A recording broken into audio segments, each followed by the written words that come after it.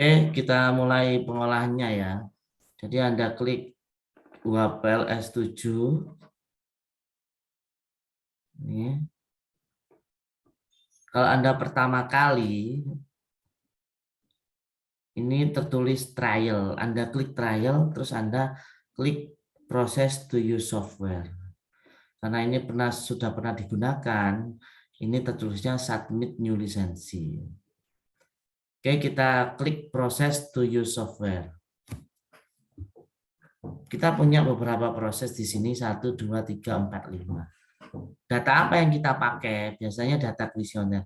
Coba kita pakai data-data ini ya, istilahnya membuat data gitu ya, buat data sendiri. Biar Anda paham juga, biasanya kalau membuat data, X1 1, artinya X1 untuk kuesioner ke 1 ya. X1 2 ya. Pertanyaan kedua dan biasanya taruhlah satu variabel laten itu 5 pertanyaan ya. X2.1 dan selanjutnya itu misalnya. Kedeteksi enggak ini kalau tak kasih deteksi. Nah, kalau saya polakan gini dia berubah X3 enggak mau dia. X3.1 ya.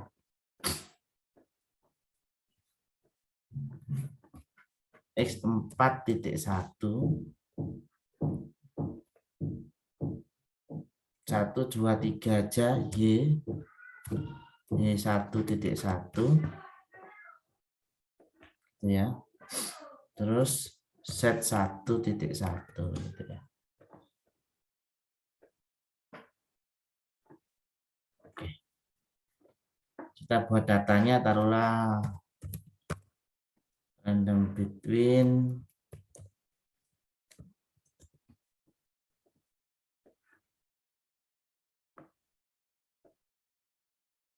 kalau saya punya data sebanyak 60 seperti itu ya, datanya sebanyak 60.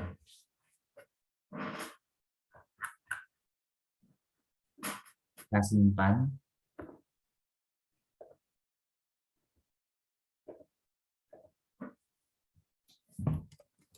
Data coba PLS.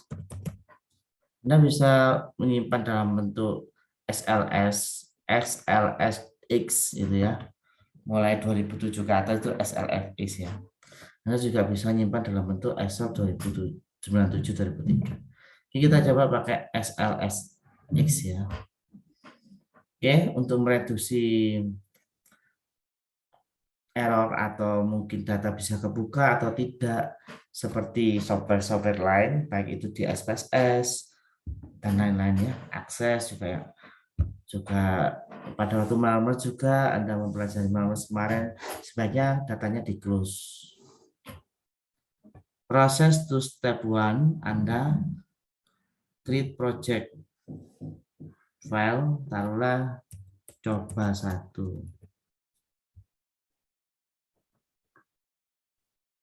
Kita oke. Proses kedua, membaca data coba PLS.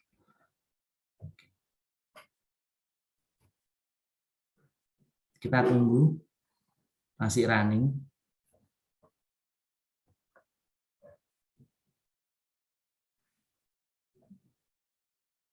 Ini datanya tadi kan terlihat di sini, apakah ada data missing gitu. Nggak ada kan, tadi kan kita mencoba untuk ini ya, untuk membuat data dan terisi semua. Jadi sebelum masuk ke PLS itu di screening data dulu ya. Screening data artinya validitas data, kepake dan enggaknya. Jadi kalau ada yang pengamatan atau salah satu pertanyaan itu dikosongi oleh salah satu responden, responden itu sebaiknya tidak dipakai. Jadi purpose samplingnya itu kriteria data yang dipakai adalah data yang semua pertanyaannya terisi seperti itu. Kita lanjutkan. Kita pre-proses data.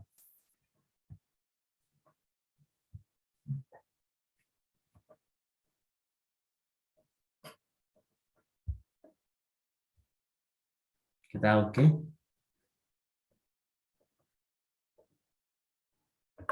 Proses keempat, kita akan membuat variabel latennya. Kalau kita namakan X1,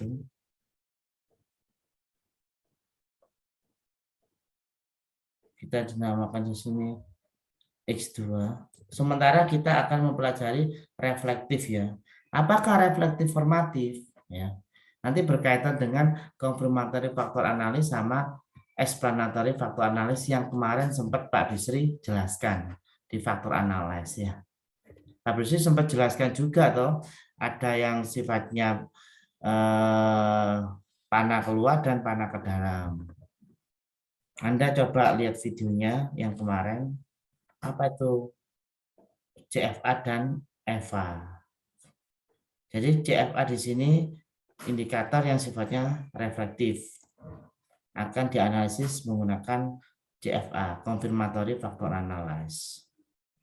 Jika ini Anda terlewatkan, maka Anda edit, Anda klik di sini, maka Anda kasih nama S3. Anda simpan lagi.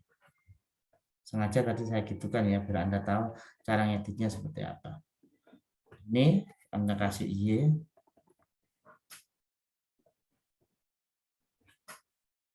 Pak, saya masih bingung formatif reflektif. Nanti akan saya bahas pada pertemuan macam-macam variabel. Seharusnya kemarin sudah paham lah, Pak Bisri sudah jelaskan itu. Anda susun sedemikian hingga sehingga Anda rapi intinya untuk menyusunnya ya, membuat picture-nya. Ini selera ya, selera. Setelah Anda sudah mendefinisikan dan memasukkan masing-masing indikator terhadap variabel latennya, Anda sekarang membuat hubungan langsungnya ya, di mana antar variabel laten. Ini tadi yang saya namakan intervening ya. Sekalian Pak Bisri bahas di sini. Sekalian Pak Bisri bahas. Ini intervening, ini benar, ini intervening. Kenapa? Pada waktu kita ke X1 ke Y itu langsung. Tetapi saya bisa transit melalui S2. Ya. Bisa transit melalui S2. Kalau menghapus ini gimana Pak Bisri? Dihapus. Delete, ini dihapus. Tapi kalau ini sifatnya seperti ini bukan intervening. Coba Anda bayangkan, X1 ke Y. X2-nya tidak jadi intervening. Oh, S2 itu ke X1, S2 ke Y. Ya saya pengennya kan saya mau ke Batam, transit ke Cengkareng, ke Jakarta. Nah ini enggak transit, ini justru dari Surabaya ke Batam, ini seharusnya kan Surabaya ke Cengkareng, Cengkareng ke Batam. Ini justru Jakarta ke Surabaya, Jakarta ke Cengkareng. Ini bukan intervening. Kalau kita rubah posisinya bisa juga. Jadi yang intervening jadi X1 bisa. Jadi X2 ke Y, di mana saya ke Y melalui X1. Bisa seperti itu. Jadi jangan sampai Anda salah memposisikan siapa sebagai variabel mediasinya. Seperti itu ya. Oke. Saya lanjutkan. Saya berikan variabel moderasi di sini. Apakah variabel moderasi, mediasi dan lain-lain? Autodidak ya, nanti Anda cari. Di videonya Pak Bisri untuk kelas akuntansi ada itu. Variabel moderasi sama mediasi. Oke ya. Ini saya melihatkan ini sebagai mediasi, ini sebagai moderasi. Jadi kalau dia memoderasi jika apa? Jika ininya nilai p-value-nya kurang dari 0,05, itu aja. Kalau mediasi gimana? Kita pakai metode VAF aja ya. metode VAF, variable account for. Di mana kriterianya? Pakai cut off di angka 80%. Seperti apa? Habis ini kita bahas.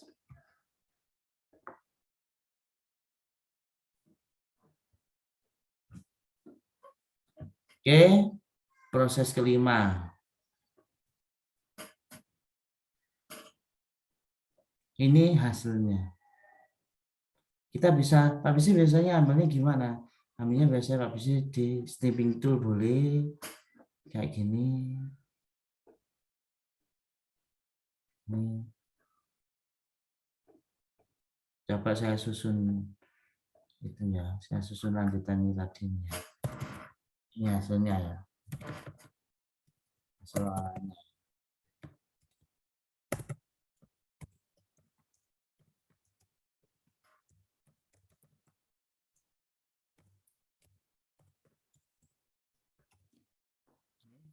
Gambarnya. Kita coba dari kerangka pikir kita membentuk hipotesis dulu ya. Hipotesis 1. Ya. Hipotesis 2.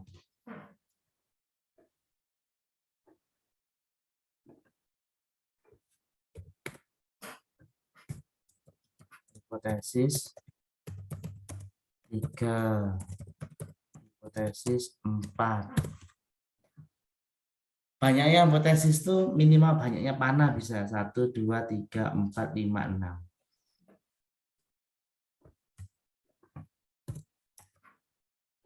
6. Nambah 2 intervening. Ya, 7, 8. Kalau ada lagi yang mau menghipotesiskan boleh. Tidak semua dibahas sebagai hipotesis, harus. Anda mau membahas yang mana walaupun istilahnya gambarnya kompleks, tidak semua dihipotesiskan boleh. Ya, tidak semua dihipotesiskan boleh. Anda tidak mau menghipotesiskan semuanya, hanya 3 hipotesis, yaitu apakah S2 itu memediasi E1 terhadap Y, apakah S3 memediasi E1 terhadap Y, dan apakah Z itu sebagai moderasi X1 terhadap Y. Cuma 3, tidak masalah. Itu sebenarnya akarnya istilahnya penelitian yang difokuskan adalah hubungan X1 terhadap Y, di mana intervensi atau interveningnya S2 ini sama S3 memediasi enggak, atau ada juga faktor memperkuat dan memperlemah di Z. Ada enggak faktor lain yang memperkuat memperlemah hubungan S1 terhadap Y? Itu variabel moderasi. Bisa juga seperti itu. Tapi kalau Anda mau rigid ya, ya sudah, Anda bisa memposisikan di situ X1 berpengaruh terhadap X2. X1, Pak bisa pakai notasi X ya. Anda pakai notasi lain juga tidak masalah. Berpengaruh terhadap X3. Kita sisir mulai dari sisi eksogennya. Ini namanya eksogen. Sedangkan ini namanya endogen. Ini pernah dipanah dan pernah memanah. Sebenarnya ini juga endogen, tetapi ini sebagai intervening karena pernah memanah, pernah dipanah.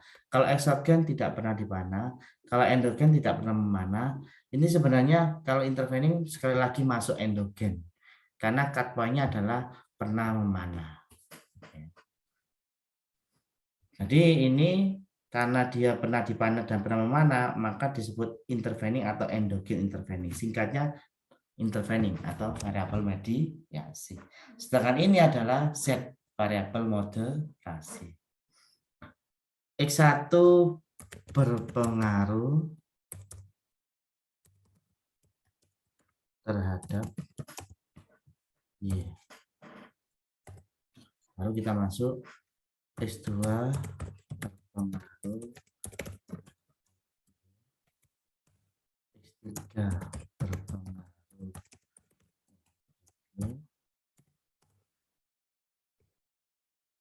Z memoderasi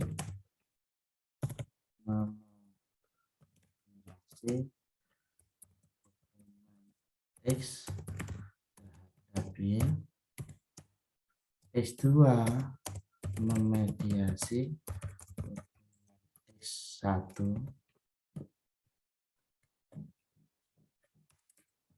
terhadap Y. X3 memediasi hubungan X1. Kita bahas, kita asumsikan memenuhi validitas reliabilitas dulu ya. Jadi kita nggak treatment ya. Sebenarnya yang kita bahas terlebih dahulu adalah outer dan inner, outer model dulu. Tapi Pak Bisni bahas inner model dulu ya. Kalau outer model nanti outer model nggak memenuhi, harus generate lagi. Itu nanti tugas Anda memfikskan. Karena ini Pak Bisni pasti istilahnya gini. Setengah sudah mengetahui kalau pasti outer modelnya tidak bagus karena datanya data random. Jadi nggak bisa data itu berpola nanti misalkan ya mohon maaf Anda ya bolehlah misalkan Anda memanipulasi data ya boleh nggak ketahuan ya. Tapi sebenarnya bisa ketahuan karena manusia tidak mampu random segitu.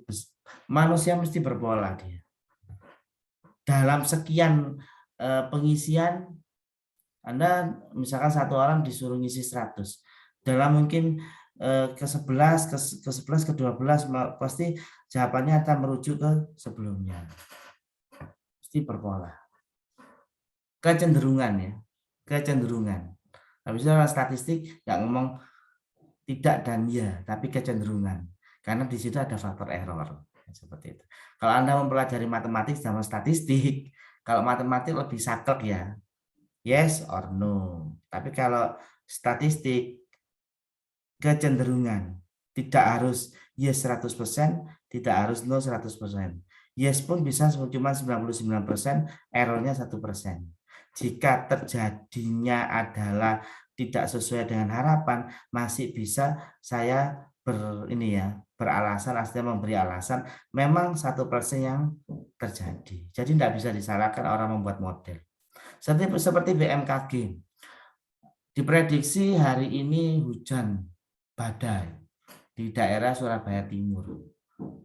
Sudah ini memprediksinya 2 jam sebelumnya ya misalkan ya. Terlihat kelembapannya sekian, arah matanya sekian, kecepatannya sekian dan lain-lain.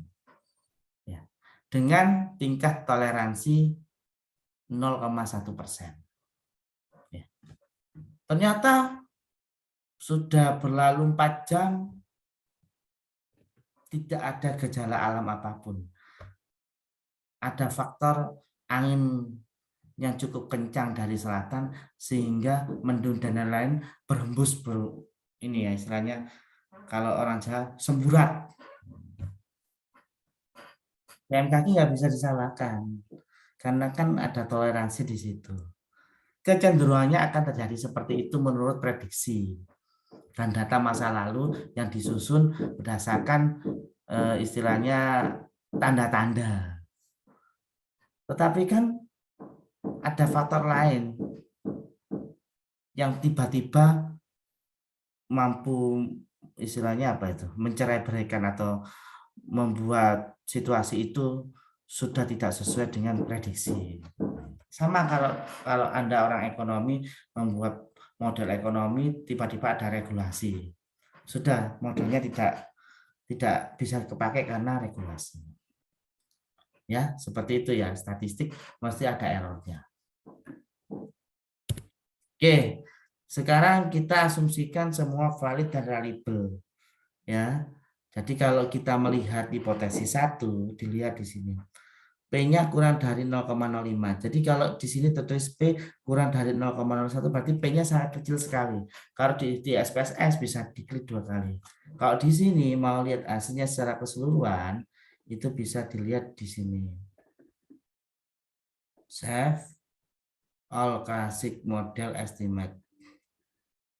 Hasil. Ini bisa kita buka di sini. Kemungkinan di ini ya. Nah, ini. Sama di sini kita bisa buka semuanya secara keseluruhan. Untuk melihat p-value dan ini di sini ya. Kita asumsikan dulu semuanya.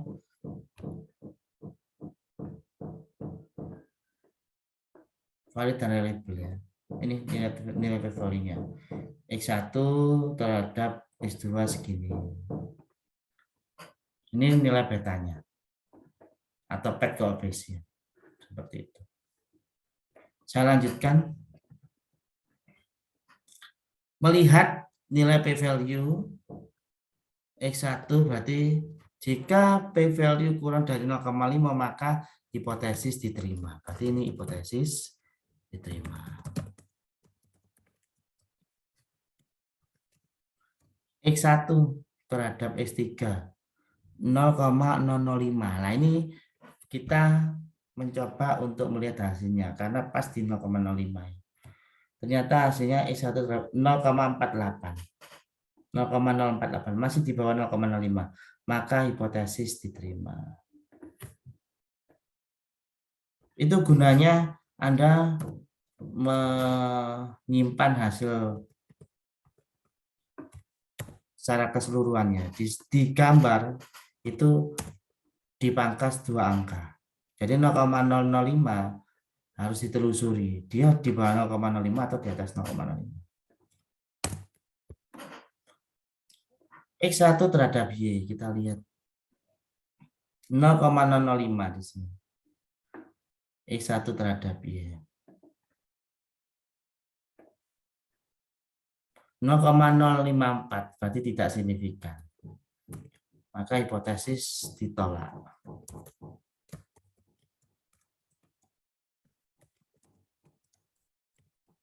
Pada waktu hipotesis 3 ditolak, ya, syarat dari VAF, dapat perhatikan. Syarat dari VAF, ya, semua jalur signifikan. Ya. Syarat dari uji moderasi. Uji moderasi yang dipakai adalah metode interaksi ya. Di sini pakai metode interaksi.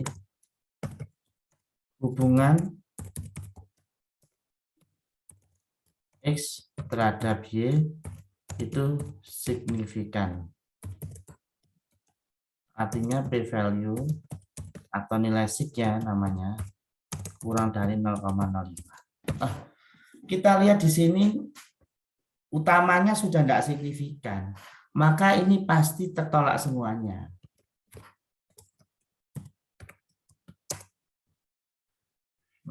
Ditolak. Hipotesis 7 ditolak. Saya mau mempelajari mediasi moderasi ya, nanti autodidak atau mengikuti pelatihannya. Memang di sini materinya yang disampaikan adalah yang regresi biasa. Tidak ada moderasi, tidak ada mediasi. Nanti pertemuan yang lain akan Pak Bisri sampaikan. Mungkin nanti ada pusat kajian data ya, Science and Data nanti akan mengadakan workshop ya, selayang pandang tentang beberapa uji statistik. Anda bisa mengikuti itu. Untuk menambah, mungkin Anda akan menulis di bab 3 untuk metode penelitian skripsi Anda atau mengolah di bab 4 nanti. X2 berpengaruh terhadap Y, X2 berpengaruh terhadap Y, apakah diterima, ditolak?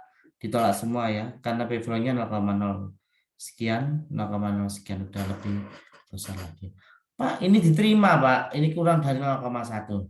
Nah, untuk uji moderasi, ya, untuk uji moderasi ada yang menggunakan syarat ini. Ya. Ada. Tapi Ada juga yang tidak menggunakan syarat. Jadi hipotesis ditolak untuk uji moderasi jika menggunakan syarat kuning ya. Tapi kalau tidak menggunakan syarat kuning, hipotesis bisa diterima.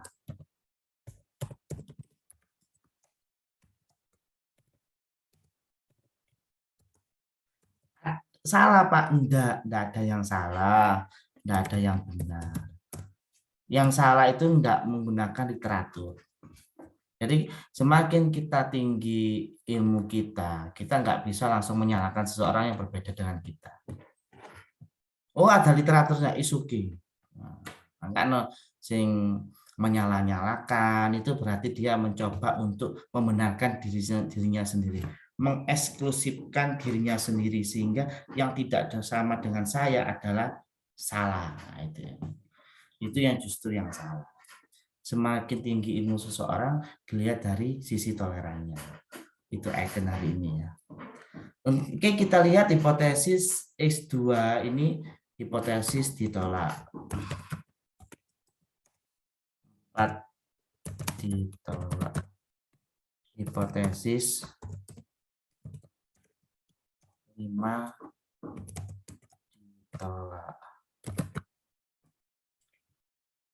Oke, ini ada 2 untuk moderasi karena levelnya kurang dari 0,05. Jadi kalau tidak menggunakan literatur syarat, maka hipotesis diterima.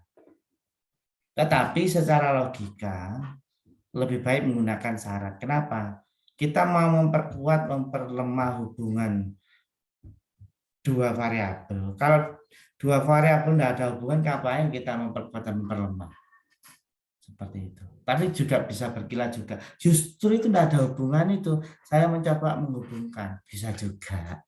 Yang memang kan kita punya 2 literatur. Ada literatur yang menggunakan memang syaratnya harus signifikan, ada literatur yang menggunakan tidak harus signifikan. Seperti itu. Maka saya membuat 2 kesimpulan.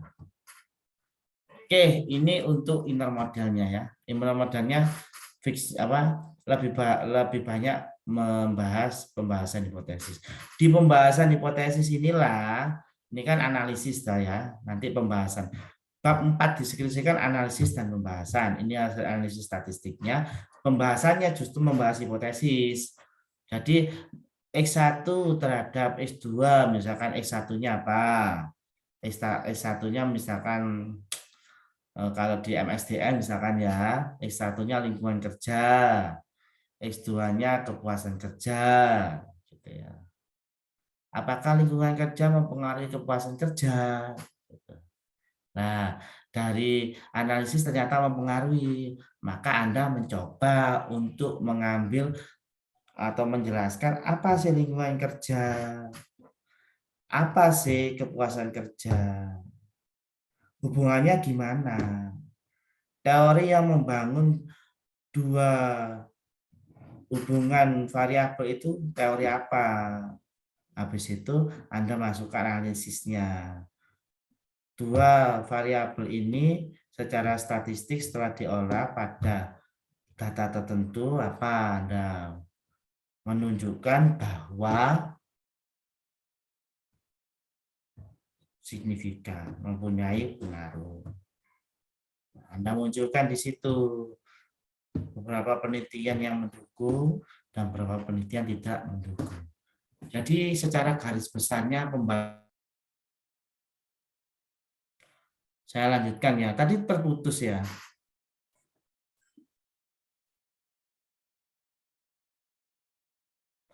Oke. Sekarang kita masuk di outer model ya, outer model. Kita punya convergent validity. Kita punya diskriminan validity, kita punya reliability. Reliability validity ya.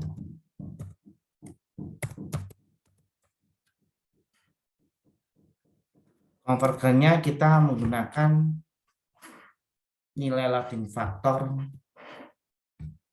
yang lebih dari 0,4. Yang mana yang dilihat Pak Bisri ini? Ini Anda bisa copy. Biasanya Pak Bisri ini copy-nya di Excel.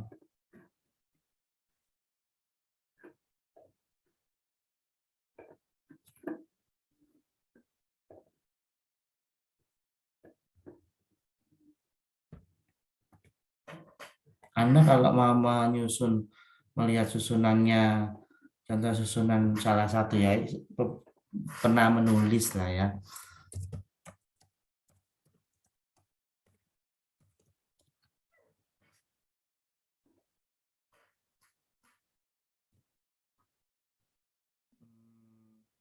Di mana ya? Ini mungkin ya, coba yang ini aja saya copy. Bisa.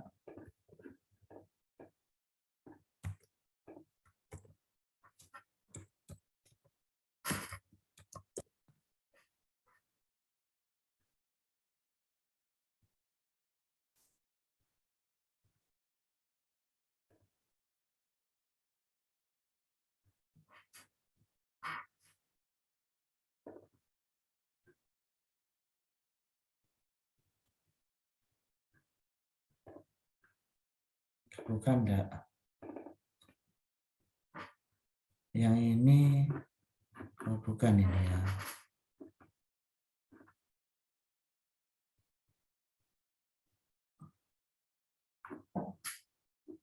Ini ya boleh kayak gini ya, inner model, outer model, nulisnya kayak gini boleh. Dan lebih bagus lagi ya, coba saya. Tapi bukan ini ya. Yang punyanya ini harusnya. Iya, kalau masuknya di situ. Ini coba. Coba dari sini aja. Nah, kayak gini ya. Jadi Anda bisa nyusun variabel, indikator, loading factor, AVE, JR, JA. Ya, JR, JA. Jadi kita melihat loading faktornya. Kalau loading faktornya ini kan MS1, MS2, MS3 di sini ya. Ya, MS. Jadi MS1, MS2, MS3 ya mengukur variabel MS. Semuanya kan lebih dari 0,04. Kalau di sini ya, X1 Anda bisa buat blok ini. Biasanya langsung tak blok ini. Ya. Jadi indikator ini mengukur ini.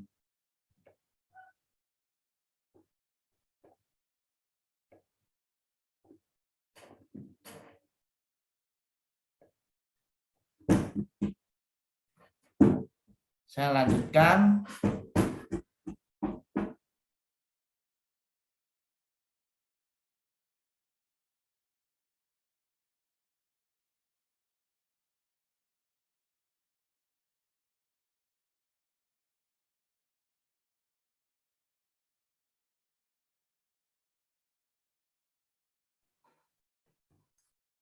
Nah, jadi kalau kita lihat di sini kan Pak Bisu tadi sudah bilang karena datanya itu diacak random gitu ya, maka jelek ini.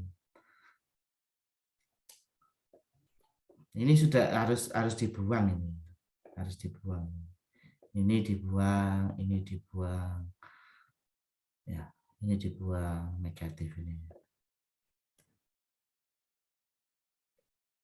Kalau sudah dibuang, diolah lagi. Jadi validitas awal, ya, nilai loading faktornya harus di atas 0,4. Ya, dibuang.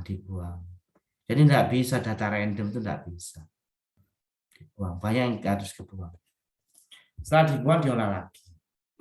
Asumsilah, kita asumsikanlah, ya, tidak ada yang kebuang, ya, misalkan pakai data yang tadi aja, yang ini, yang bagus ini ya.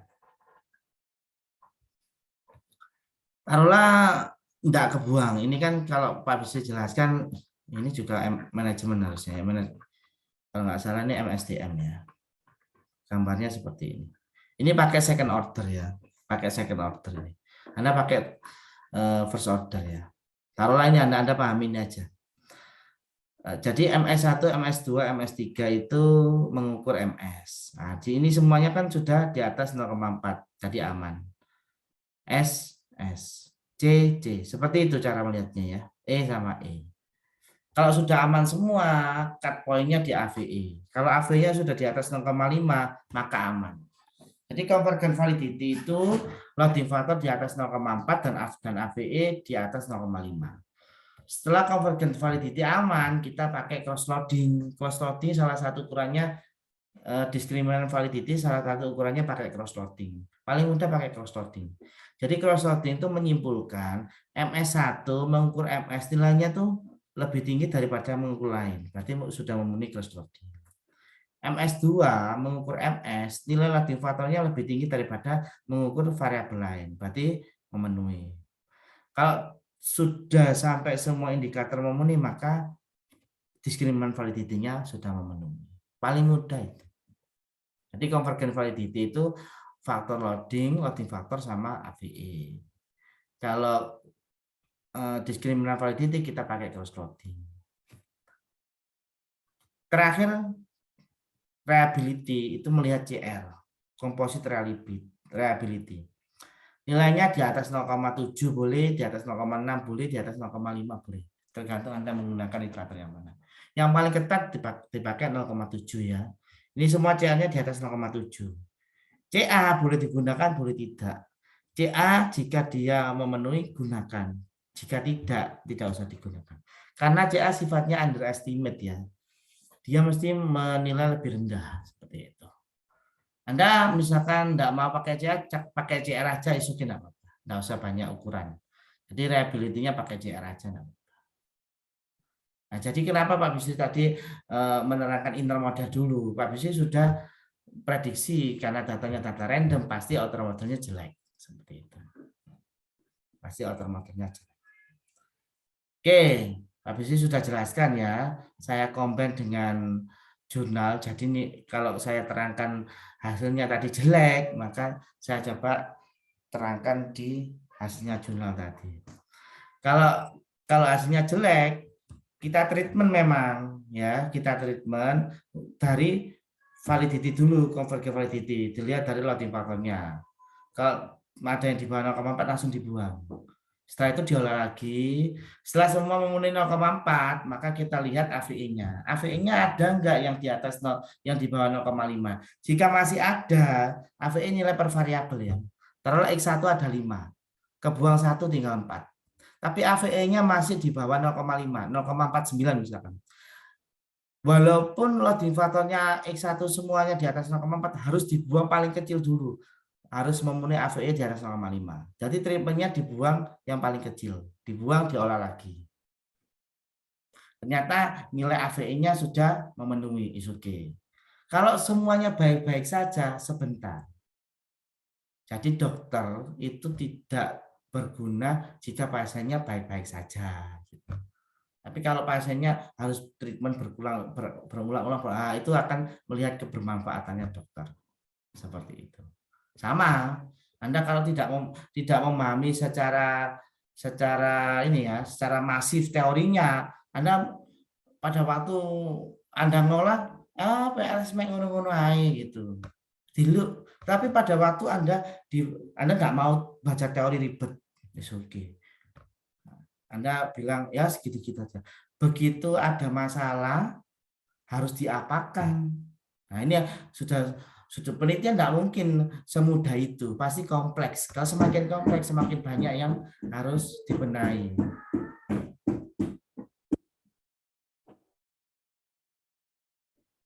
Oke, setelah itu Anda ini ya, Anda treatment mulai dari loading factor, nilai AVE selesai, discriminant validity, kecenderungan jika loading factor dan AVE-nya sudah memenuhi, maka discriminant validity kecenderungan memenuhi.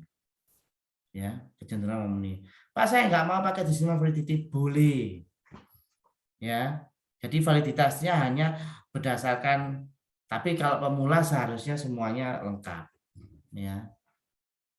Tapi ya kalau itu kan memang selera peneliti. Validitasnya saya pakai ini aja, boleh, nggak apa-apa.